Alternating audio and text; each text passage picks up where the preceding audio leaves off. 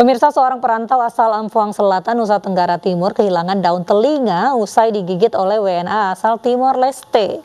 Korban pun melaporkan kejadian yang dialaminya ke Mapolsek Wara.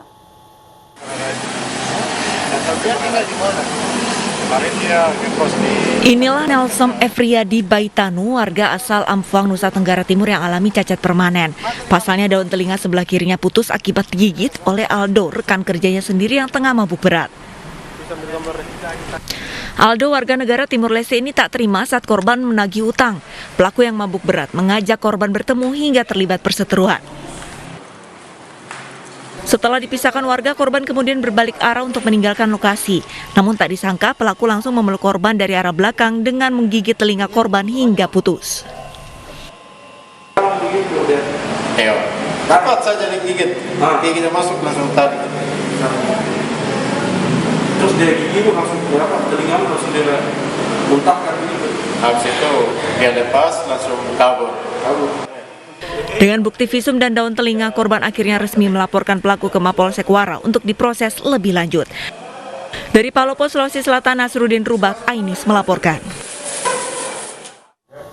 Pemirsa, penemuan jasad pria tersangkut bebatuan di pesisir pantai Pesanggerahan, Tasikmalaya, Jawa Barat menggegerkan warga setempat. Korban diduga tewas tergulung ombak yang sedang pasang.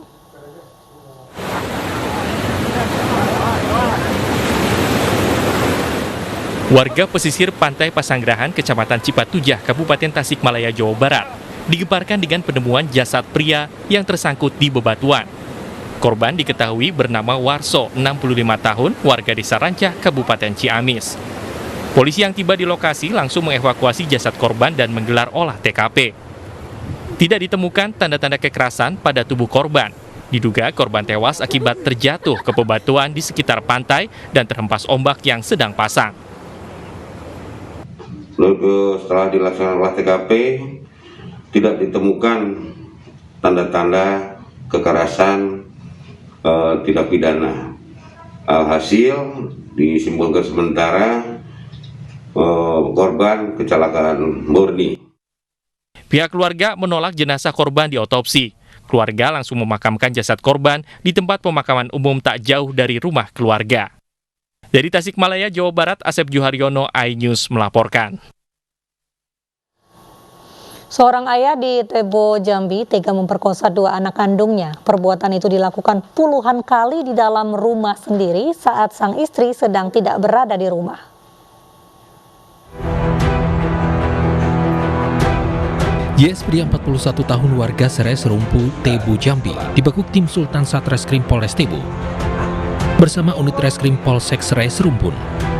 JS dilaporkan oleh anak pertamanya S, wanita 20 tahun atas perkosaan yang menimpa S dan adiknya yang baru berusia 16 tahun. JS pun tak berkutik dan mengakui perbuatannya. Dari pemeriksaan diketahui JS melakukan perbuatan bejat itu sudah beberapa kali sejak beberapa tahun lalu dan diulang saat istrinya tidak di rumah. Tersangka ataupun korban sendiri bahwa pelaku melakukan perbuatan cabul dan persetubuhan itu dilakukan berulang kali, lebih dari 10 kali, dan perbuatan tersebut dilakukan di rumah tersangka sendiri.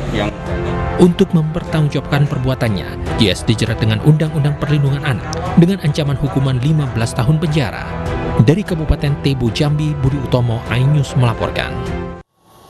Kakek asal Demak, Jawa Tengah mencabuli bocah perempuan berusia 9 tahun. Pelaku mendekati korban yang saat itu sendirian di rumah dan menjanjikan uang sebesar Rp4.000.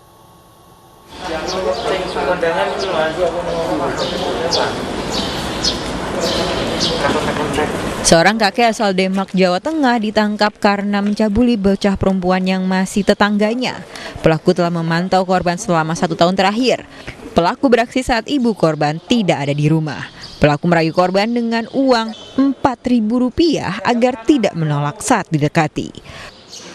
Pelaku ini mengiming-imingi korban akan memberikan uang. Karena akan diberikan uang, akhirnya korban mendekat. Dan setelah mendekat, korban diikat tangannya, kakinya, dan mulutnya ditutup. Dilakukan. Pelaku terancam hukuman 15 tahun penjara. Dari Demak, Jawa Tengah, Sukma Wijaya, iNews melaporkan. Polisi meringkus 3 perampok yang kerap beraksi menggunakan senapan angin dan parang untuk mengancam korbannya. 2 diantaranya adalah residivis kasus perampokan dan penganiayaan yang terkenal sadis.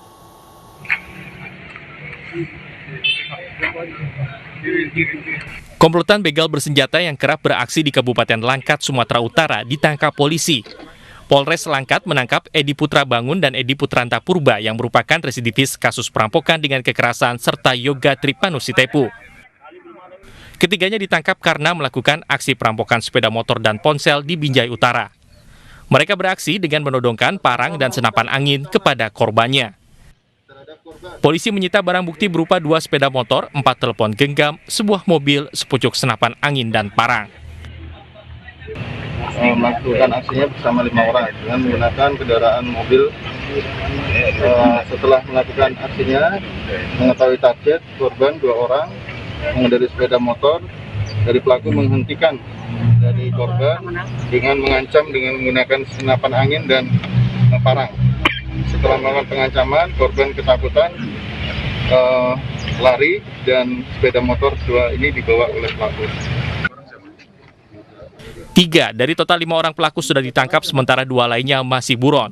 Polisi saat ini sudah mengantongi identitas keduanya. Dari Langkat, Sumatera Utara, Erwin Syahputra Nasution, iNews melaporkan. Polisi menggagalkan upaya penyelundupan narkoba jaringan internasional miliaran rupiah di Bandara Soekarno-Hatta. Dari 7 tersangka, 1 diantaranya warga negara Cina.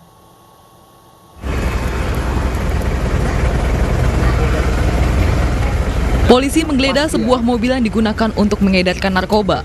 Dalam penggeledahan ini, polisi menemukan narkoba jenis sabu 2 kg yang disembunyikan di pintu mobil. Tidak hanya itu, polisi juga menangkap 6 tersangka pengedar narkoba di kawasan Jabodetabek dan Sumatera. Polisi juga menangkap warga negara Cina yang membawa narkoba bernilai miliaran rupiah.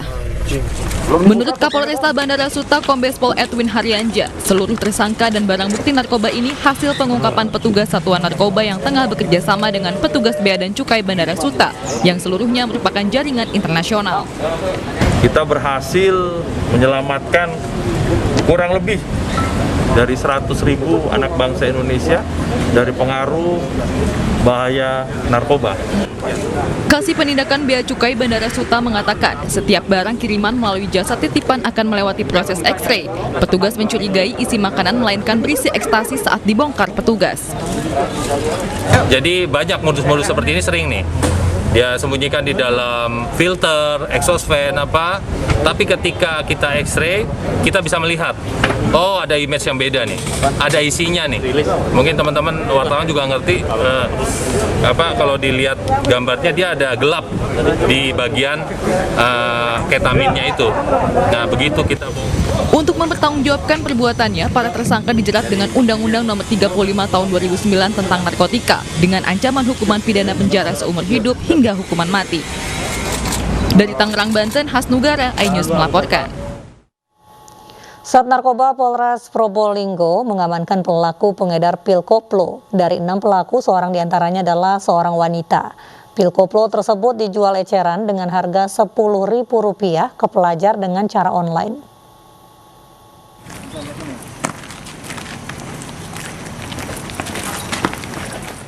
Inilah Irma, 22 tahun, warga Karangbong, Kecamatan Pajarakan, Kabupaten Probolinggo, dan 5 pengedar lainnya saat digelandang unit Reskoba Polres Probolinggo. Irma dan 5 pelaku pengedar pil koplo lainnya ini diamankan di lokasi berbeda saat dilakukan penangkapan. Mereka diamankan polisi karena terbukti bersalah telah mengedarkan pil koplo jenis dextro dan trihexyphenidyl ke kalangan pelajar. Pil koplo dijual eceran ke pelajar dengan harga Rp10.000 per 10 butir dan dipasarkan dengan cara online melalui aplikasi pesan. 1 bulan.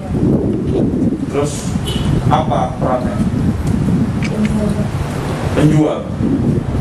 Jualnya pada siapa saja? Anak-anak sekolah. Caranya gimana? Pakai online.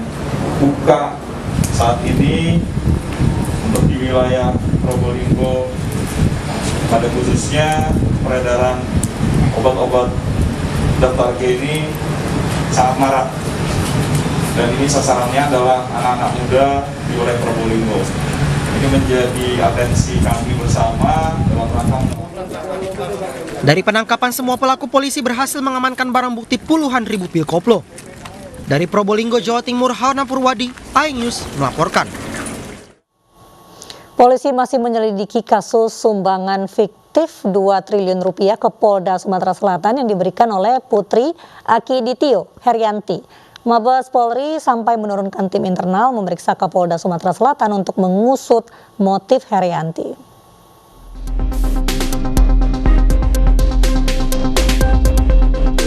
Polda Sumatera Utara memastikan uang yang dimiliki Putri Akiditio Herianti untuk dana hibah 2 triliun rupiah ternyata tidak cukup.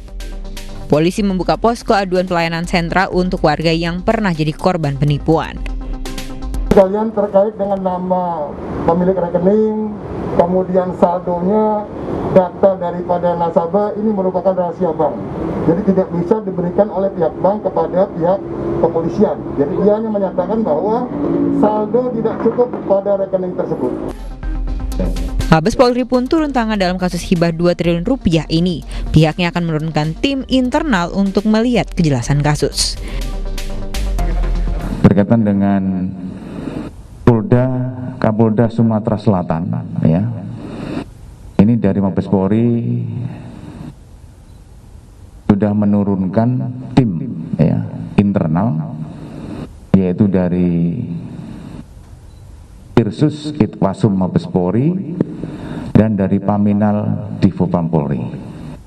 Ya, tentunya kan ingin melihat kejelasannya seperti apa, kasusnya bagaimana, dan itu adalah ranah daripada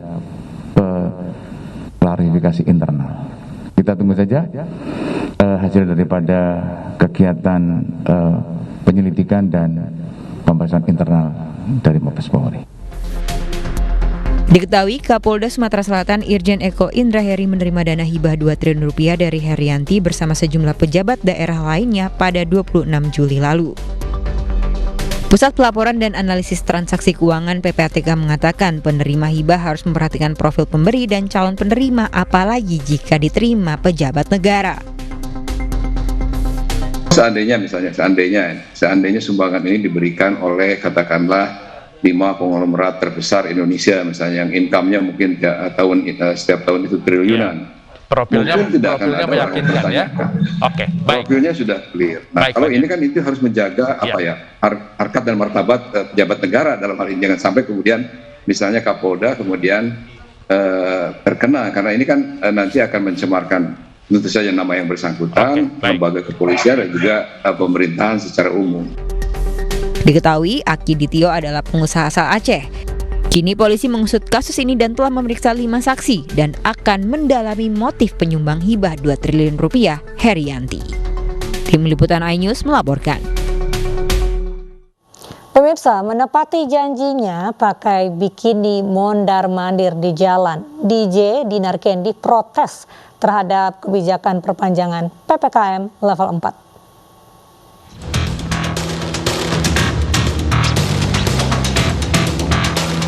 Aksi kontroversial ini memang sudah dipersiapkan Dinar Kendi karena sebelumnya ia menyatakan akan protes menggunakan bikini jika PPKM diperpanjang.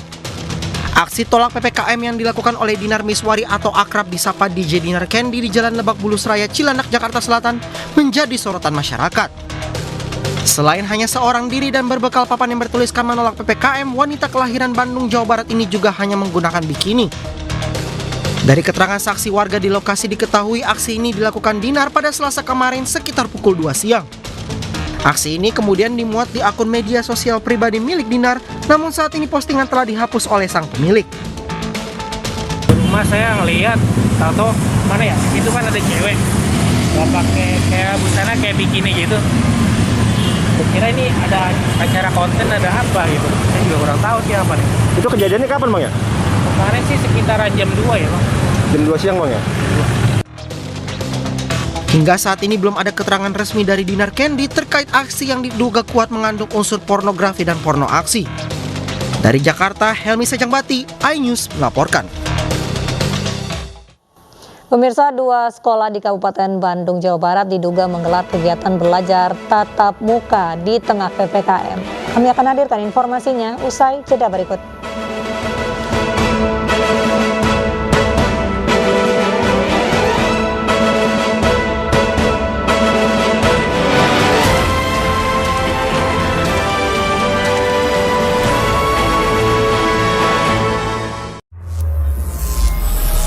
Yuk ikutan online audition X Factor Indonesia. Ikuti 3 langkah mudah berikut